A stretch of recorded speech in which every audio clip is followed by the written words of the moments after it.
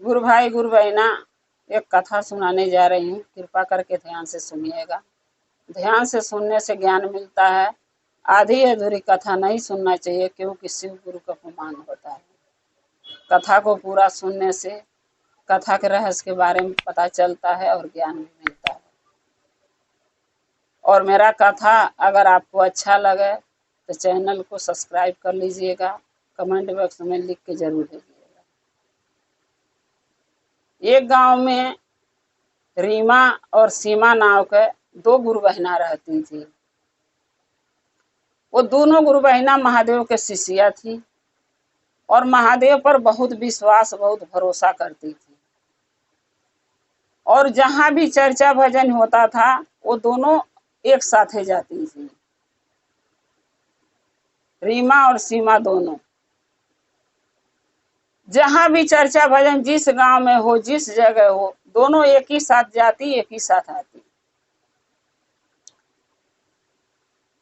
तो ऐसे शिव चर्चा में जाते जाते जब कुछ साल बीत गया तो जो सीमा गुरु बहना थी उनके औलाद नहीं थे, खाली पति उनके थे और वो थी। वो महादेव से यही प्रार्थना हमेशा चर्चा भजन में दया में करती थी कि मुझे एक औलाद महादेव दे दें। लेकिन वो कहते हैं ना, जब लिखा होगा जब ही देंगे, उससे पहले तो कुछ भी भगवान भी नहीं देते हैं, महादेव भी नहीं देते हैं। समय के अनुसार मिलता है, जब समय आता सब मिलता है। लेकिन जब वो 2-4 साल शिव चर्चा में सीमा गुरु बहना रह गई तो उनको लगने लगा कि महादेव मेरी प्रार्थना, मेरी विनती नहीं सुन रहे हैं। तो एक लेडीज आई उनके घर पे, तो उनसे लगी कहने कि तुम इतना दिन से महादेव के शिष्या बनी हो, तुम्हें क्या महादेव दिए? एक को पुत्र भी तो नहीं दिए, को औलाद भी तो नहीं दिए। तो जो सीमा गुरु बहना थी वो बोली कि जब लिखा होगा तो देंगे, अभी नहीं दिए, जब लिखा होगा तो महादेव जरूर देंगे, आगे चाहे पीछे। तो वो औरत लगी मुझसे कहने कि नहीं, तुम ईसा मसीह में आ जाओ। ईसा मसीह में आ जाओगी ना तो ईसा मसीह में यानी चर्च में जो भी जाती हैं उनको हर मनोकामना ईसा मसीह पूरा करते हैं। आप अगर उसमें आ जाओगे ना, उससे जुड़ जाओगे ईसा मसीह से, तो तुम्हें पुत्र की प्राप्ति हो जाएगी। देखो मैं जुड़ी हूं तो मुझे बहुत कुछ मिला है।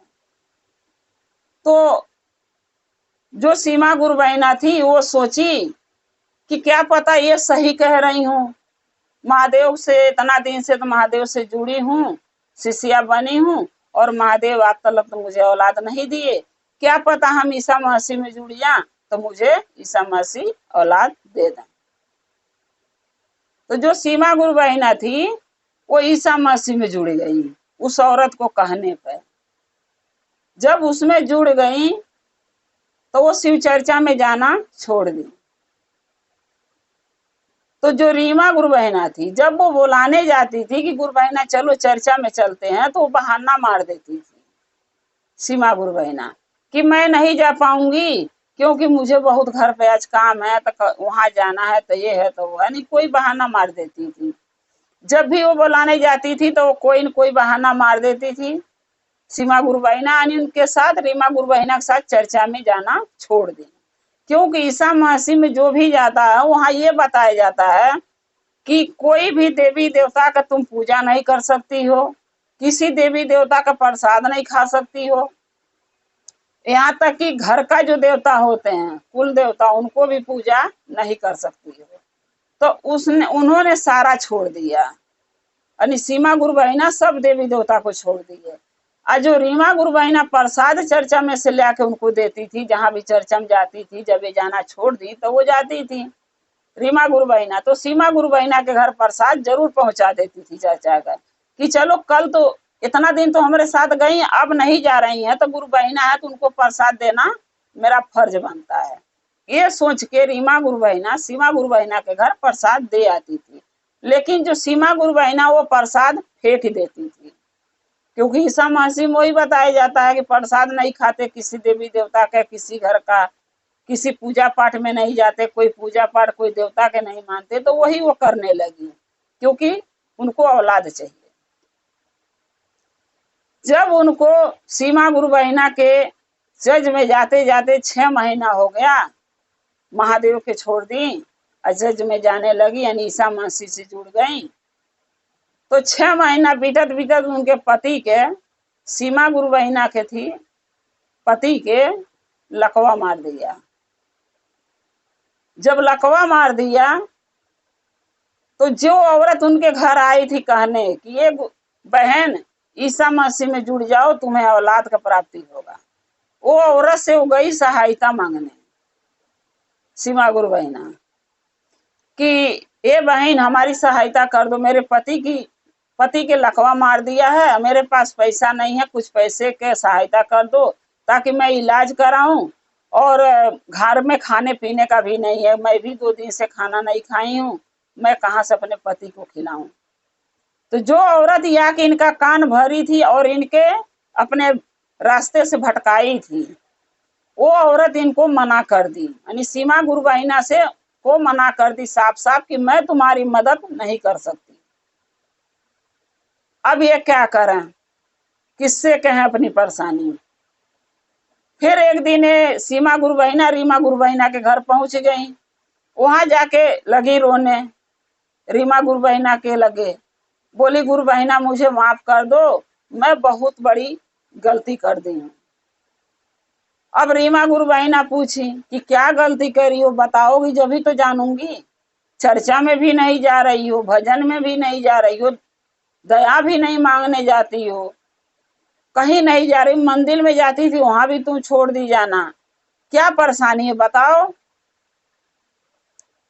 तब सीमा गुरु बहिना कहने लगी रीमा गुरु बहिना से कि हे गुरु बहिना, एक औरत मेरे घर एक दिन आई थी, वो लगी कहने कि ईसा मसीह में जुड़ जाओ तो ईसा मसीह तुम्हें औलाद देंगे, और ईसा मसीह में जुड़ोगे तो महादेव को छोड़ना पड़ेगा, और जो पर प्रसाद कहीं से चर्चा में कोई ला के दे वो भी मत खाना।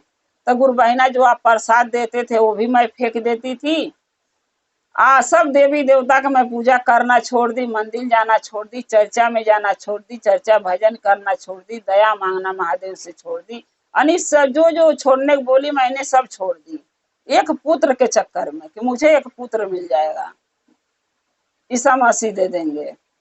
लेकिन पुत्र तो आज तक मुझे नहीं दिए ईसा मसीह, 6 महीना दिन और आ गया, लेकिन मेरे पति के लकवा मार दिया है।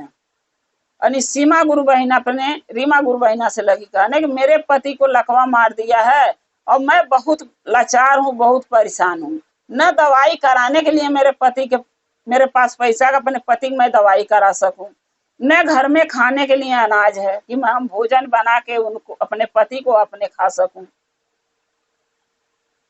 आज जिसके साथ जिसके चक्कर में जिसकी बातों में आके मैं महादेव का चर्चा छोड़ दी, महादेव के से मुंह मोड़ ली, वो औरत मेरे से मुंह मोड़ ली, बोली है मैं तुम्हारी सहायता नहीं कर सकती। तो गुरु बहिना आप ही के सहारा है, आप ही के, मैं इसीलिए आपके पास आई हूँ। यानी सीमा गुरु बहिना रीमा गुरु बहिना से लगी कहने कि आप ही का सहारा है, मेरे पास और कोई सहारा नहीं है। रीमा गुरु बहिना बोली कि मैं कोई भगवान नहीं हूँ, कोई देवी देवता नहीं हूँ कि मैं तुम्हें सहारा दूंगी, सहारा देने वाले महादेव हैं, जो वो करेंगे वही सहारा दे सकते, तुम्हारा दुख का निवारण वही कर सकते हैं, मैं कौन होती हूँ। मैं तुम्हें अच्छा रास्ता दिखा सकती हूँ, अच्छा बुद्धि बता सकती हूँ, इससे ज्यादा क्या कर सकती हूँ। तो सीमा गुरु बहिना बोली रीमा गुरु बहिना से कि गुरु बहिना क्या करूं, मेरे घर में अनाज पानी भी नहीं है, ना मैं खा पा रही हूँ, उनको खिला रही, 2 दिन से मैं भूखी हूँ, न 1 रुपया कि मैं इलाज करा सकूं, आप बताओ, आप जैसा कहोगे मैं वही करूंगी, रीमा गुरु बहिना से बोली। रीमा गुरु बहिना बोली कि देखो, वो कहते हैं कि सुबह के भूला शाम को घरे चली आए तो उसको भूला नहीं कहते हैं। अगर तुम रास्ता भटक गई थी तो अपना रास्ता पर फिर आ जाओ, यानी फिर महादेव से शिव गुरु से जुड़ जाओ, चर्चा भजन में जाना चालू कर दो, महादेव से दया मांगने लगो, उनका भजन करो, नमन करो, महादेव तुम्हारे कष्ट के वारण जरूर करेंगे।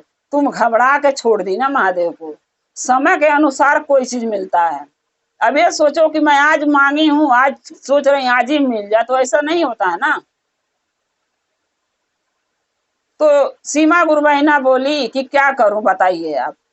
तो रीमा गुरुबहिना बोली कि ऐसा करते हैं कि चर्चा भजन में चलना चालू कर दो, महादेव का पूजा पाठ करो, ईसा मसीह में जाना छोड़ दो, किसी की बातों में आना छोड़ दो, चर्चा भजन करो, दया मांगो महादेव से। और जब चर्चा हफ्तवारी चर्चा जो मंदिर में होता है उसमें चलो, जितना गुरु बहनाएं आएंगी सब गुरु बहना से मैं यही कहूंगी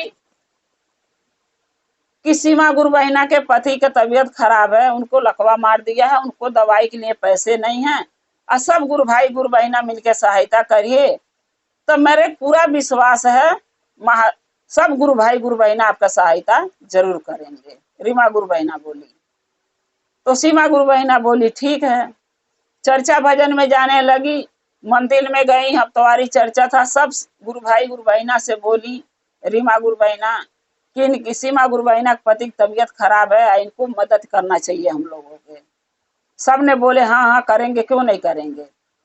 रीमा गुरु बहना बोली 100 रुपया हर हफ्ते सब कोई देगा, ताकि हमें गुरु बहना के सब जने मिलके मदद कर सके, इनके पति की इलाज हो सके, वो ठीक हो जाए।